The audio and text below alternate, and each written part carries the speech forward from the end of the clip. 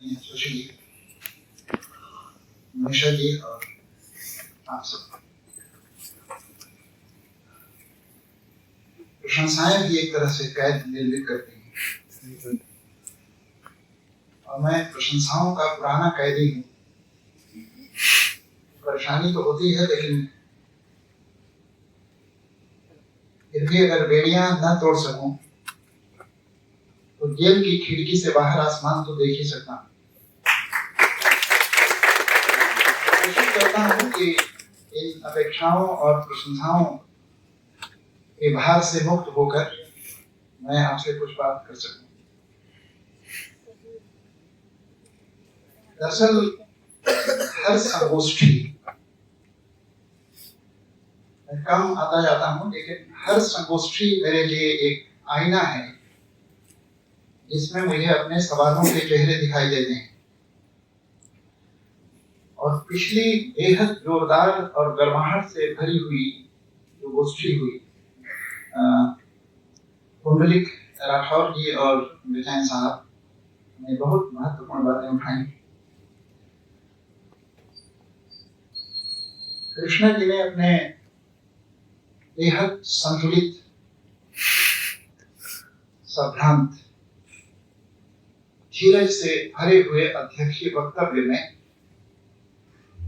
कविता को कोट किया, आग ही राख ही जानती है आग के जलने का अनुभव, और उसका अनुवाद किया कि अनुभव से ही सच्चा साहित्य संभव है। मेरे मन में सवाल ये है कि क्या साहित्य की जिम्मेदारी सच कहना है? सच होता क्या है? इस पर पूरी दुनिया में दरअसल बहसें हैं, और इन बहसों को अगर आपको एक बहुत आर्टिस्टिक स्ट्रक्चर में देखना है तो कुरसोवा की फिल्म है रशोमन। यह सच है कि एक आदमी मर गया है, हत्या हुई है। कैसे मरा, किसने मरा, इसका कोई जवाब नहीं है। हर आदमी का अपना सच है, लेकिन कोई भी सच नहीं है। दरअसल हम एक दिए हुए सच में जीने के अभ्यस्त होते हैं। ठीक वैसे ही जैसे पुराने जमाने में तेल निकालने के लिए कोल्हू में जिस बैल को लगाया जाता था, वो अपनी आदत के कारण घूमता था, चुनाव के कारण नहीं। हम सच को मानने वाले बैल के मानवीय संस्करण हो गए हैं। कुछ चीजें बता दी गई हैं और हम मान लेते हैं कि ऐसा ही है, जबकि ऐसा नहीं है।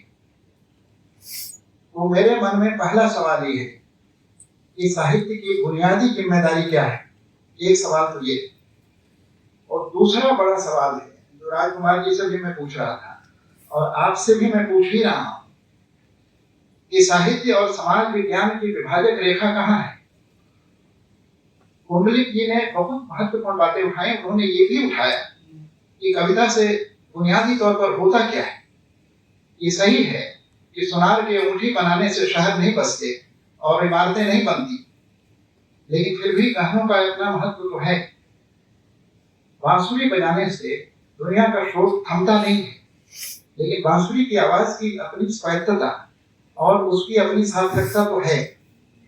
साहित्य से आप क्रांति का काम अगर लेना चाहते हैं, आप बेशक ले लीजिए, लेकिन याद रखिए कि बोल्शेविक क्रांति के दौर का जो सबसे बड़ा कवि है मायाकोव्स्की, वो आत्महत्या करता है।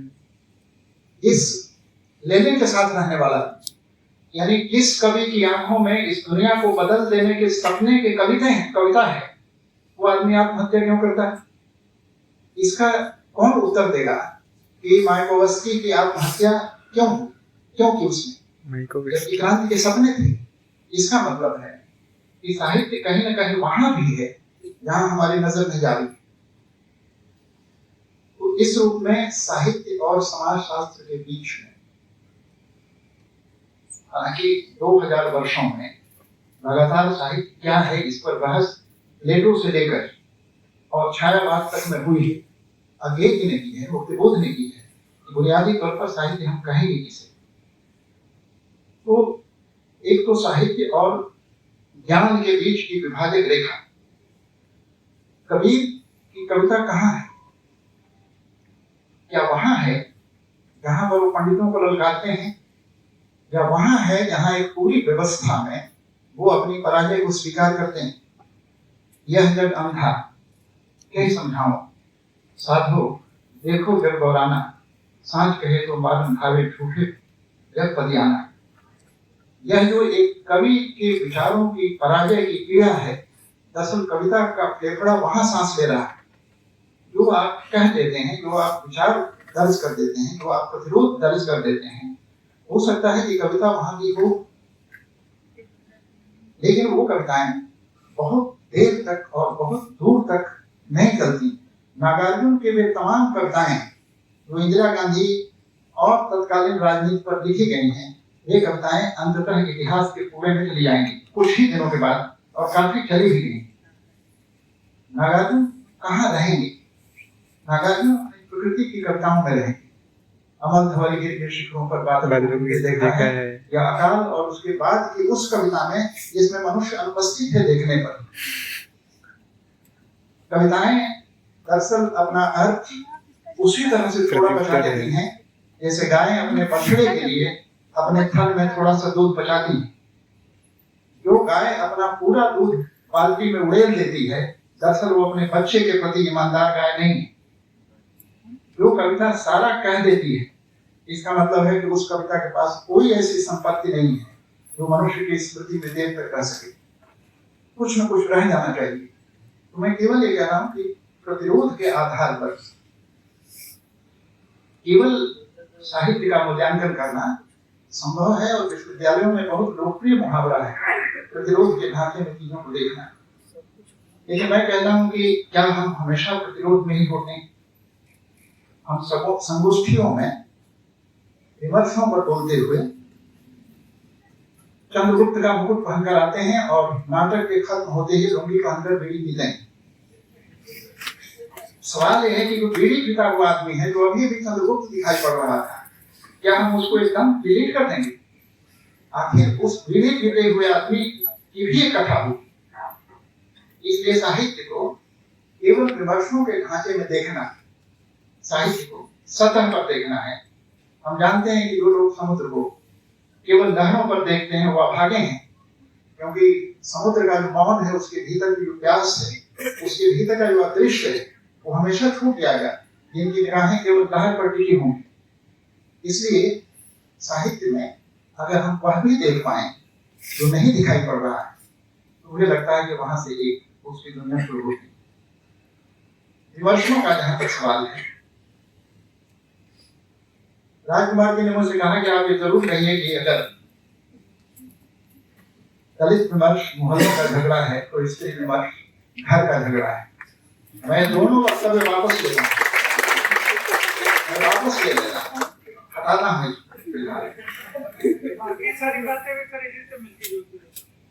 मैं केवल एक दो चीज आपसे कहना चाहता हूँ, क्योंकि विषय पश्चिम का भी है और भारत का भी है। ये नहीं भूलना चाहिए कि पश्चिम की किस स्त्री पर हमारी निगाह है।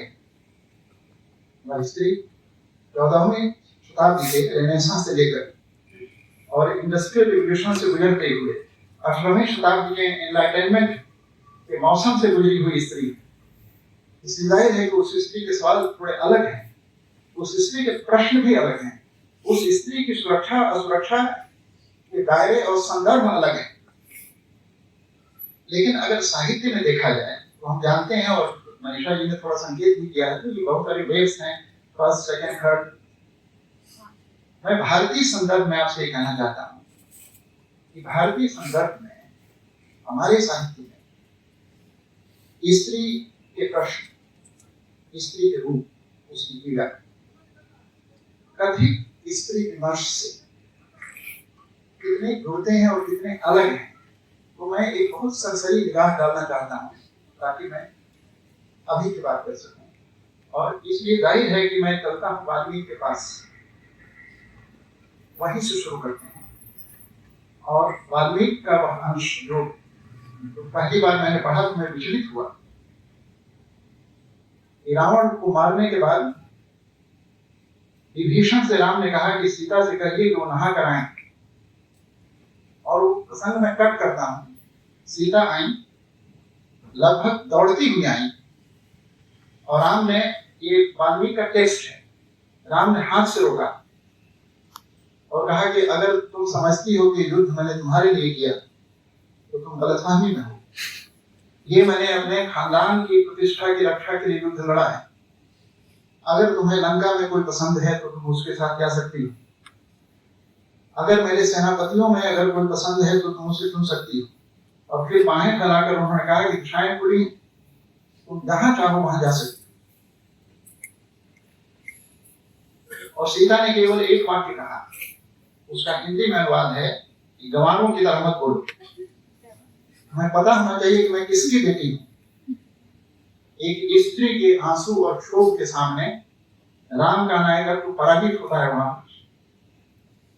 और आप देखिए कि यह जो साहित्य है, यानी हजारों वर्ष पहले आंखों में आंसू भरी हुई अपमानित स्त्री जब कहती है कि तुम गंवारों की तरह बात मत करो, तुम्हें होश नहीं है कि मैं किसकी बेटी हूं। ये पहला सवाल और पहली प्रतिक्रिया है जो स्त्री की तरफ से आई। और उस राम का नायकत्व जिसके आधार पर सत्ताएं बदली और राम मंदिर बना, वह राम पूरी तरह से पराजित होते हुए दिखाई देते हैं। हम लोग दरअसल मान लेते हैं कि बहुत पुराना है, इसमें क्या देखना है, लेकिन थोड़ा देखिए तो दिखाई पड़ेगा। दरअसल देखने से दिखाई देता है, सोचने से नहीं। टेक्स्ट में थोड़ा जाइए। दूसरा एक प्रसंग मैं लेता हूं, सूरसागर आप लोग पढ़िए।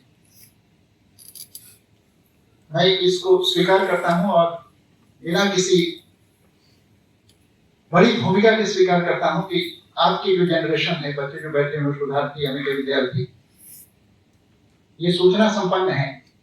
और इतनी सूचना संपन्नता के लिए मुझे 25 साल और जीवित रहना पड़ेगा, तो आप वाकिफ हैं। लेकिन फिर भी मैं याद दिलाना चाहता हूं कि सूरदास से कवि हुए और उनकी कविता का नाम सूरसागर है। और सूरसागर के आखिरी पन्नों पर मैं लिख करता हूं, जहां पर राधा और कृष्ण की आखिरी मुलाकात है, वो क्षेत्र में। और मुलाकात कैसी है कि कृष्ण का मन है कि ब्रज के सखाओं से हम मिले, बातचीत करें।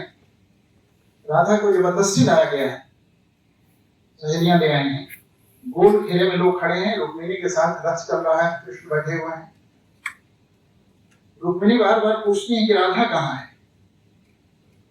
और कृष्ण फिर अंततः बाध्य होकर उंगली से इशारा करते हैं दूर घेरे में वही लहंगा पहने हुए, वही घाघरा पहने हुए नीली, जो पहली बार कृष्ण ने देखी थी, दिखाई देती। तो धीरे से कहते हैं रुक्मिणी की जल्दी से आप निकलिए। रथ राधा के ठीक सामने रुकता है, रुक्मिणी उतरती है, राधा को रथ पर बैठाती है और शिविर में ले जाती है, और राधा और कृष्ण को अकेले छोड़कर बाहर। सूरदास के सामने बड़ा संकट रहा होगा, कैसे बात कराएं, क्या बात कराएं। दोनों चुप हैं। क्रिया केवल इतनी भर है वहां पर कि राधा अपने दाहिने पैर के अंगूठे से जमीन खुरच रही है, और अगले पद में राधा वृंदावन में। कट। प्रेम में परित्यक्त और अपमानित स्त्री का इससे बेहतर प्रतिरोध और कोई नहीं हो सकता। दरअसल सबसे अधिक प्रतिरोध पीड़ा की भाषा में होता है, गालियों में नहीं और चिल्लाने में नहीं।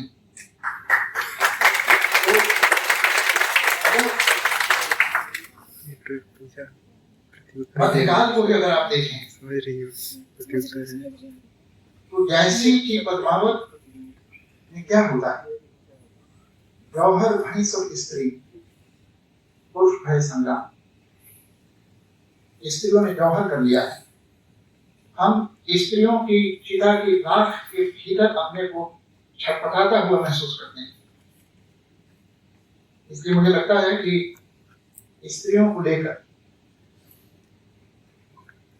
मैं बैठी हुई है मनीषा जी, मैं इनके लेखन का कदरदान हूं, लेकिन मुझे लगता है कि स्त्रियों को लेकर स्त्री ही मार्मिक लिख सकती है।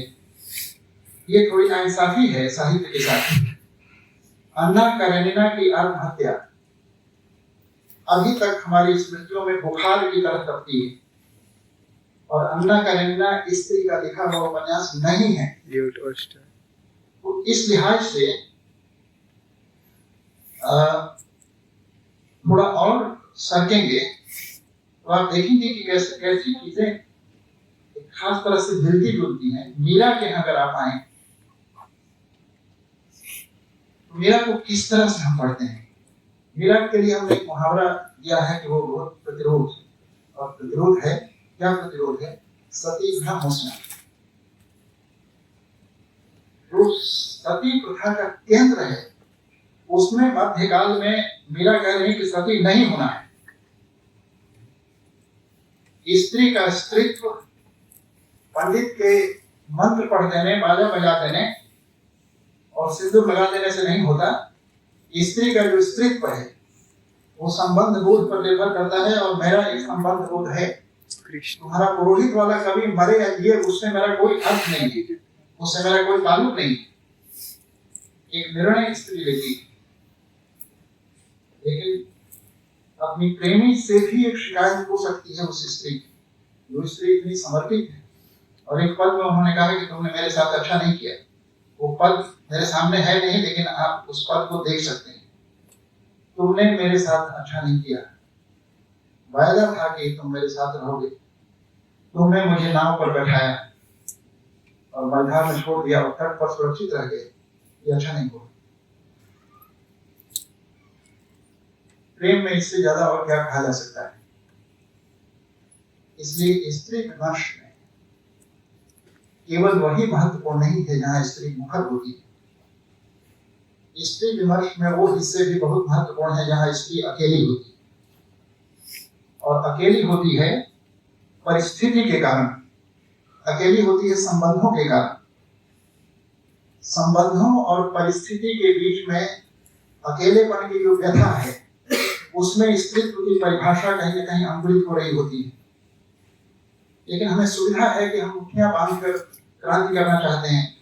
क्रांतियां ऐसे होती नहीं है। जो क्रांतियां इस तरह हुई थी, आप सब जानते हैं कि उन क्रांतियों का हश्र क्या हुआ।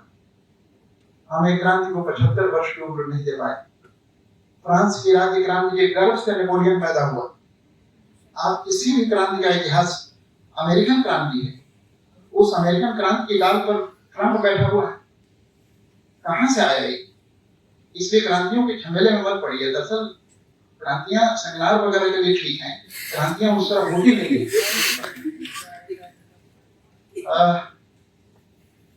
पजामा बदल लेने से पैर की हड्डी का कोई लेना देना नहीं। तो क्रांतियों वगैरह की जो पूरी चर्चा और बातचीत होती है, ये ड्रेस चेंज है। दरअसल सवाल असली कहीं और है, और उस असली सवाल पर निगाह रखना, उसकी पीड़ा को, उसकी वैचारिकी को, उसको बातचीत के क्रम में ले आने का काम साहित्य करता है। लेकिन मुझे लगता है कि स्त्री के सामने 3 बड़े सवाल हैं। मैं कहता हूँ कि 3 बेड़ियां हैं या 3 जेल हैं। दिल्ली में कई जेल हैं, तिहाड़ सबसे चर्चित है, लेकिन मुझे लगता है कि जो सबसे बड़ी बंदिश है स्त्री के सामने वो नैतिकता की अवधारणा है।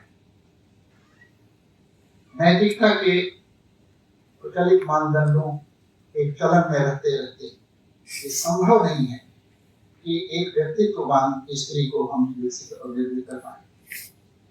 और मुझे लगता है कि नैतिकता के इस प्रश्न को सबसे पहले 1934 में ज्ञानेंद्र ने सुनीता में उठाया।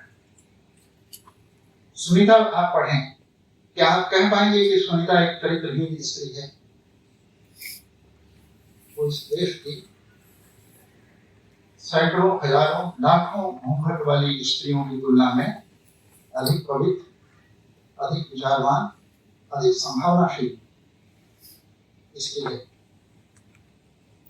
क्या होती है नैतिकता? नैतिकता कंस्ट्रक्ट है, एक संरचना है, या फिर नैतिकता एक अंतः प्रवृत्ति है, नेचुरल है? वो नेचुरल नहीं है। तो सबसे बड़ी जो कैद है स्त्री के लिए वो नैतिकता की अवधारणा है। नैतिकता दो स्रोतों से आ सकती है। एक स्रोत जिसको हौदा कहते हैं। हौदा आप जानते हैं सीमेंट का वो बनाया जाता है, जिसमें पानी डाला जाता है। समाज से जो भी नैतिकता आएगी वो हौदे वाली नैतिकता होगी। एक पानी कुएं का होता है, उसका अपना पानी है। एक स्वतंत्र आत्मविश्वास से संपन्न आत्मबोध से संपन्न स्त्री की अपनी नैतिकता होगी। लेकिन हमारा समाज अगर ऐसा है, हॉस्टल में रहने वाली एक लड़की और हॉस्टल में रहने वाला एक लड़का अगर त्रयोदशी या द्वादशी की रात की ढलान पर जगते हैं और फोन